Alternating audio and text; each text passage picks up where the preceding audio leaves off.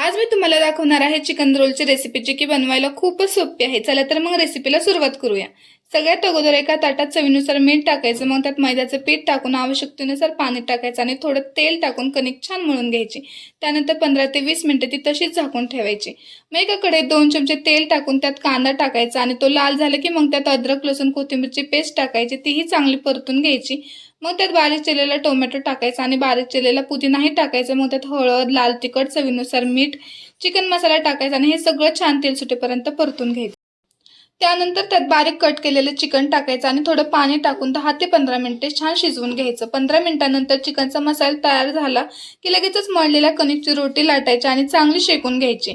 मग त्यात तयार केलेला चिकनचा मसाला टाकायचा, त्यावर टोमॅटो सॉस, थोडा कांदा आणि चीज किसून रोटीला रॅप करून घ्यायचं आणि तव्यावर थोडं तेल टाकून दोन्ही बाजूने चांगलं शेकून घ्यायचं। तुम्ही ही रेसिपी नक्की एकदा ट्राय करून बघा। व्हिडिओ आवडला असेल तर चॅनल नक्की सबस्क्राईब करा। भेटूया आता नेक्स्ट व्लॉगमध्ये।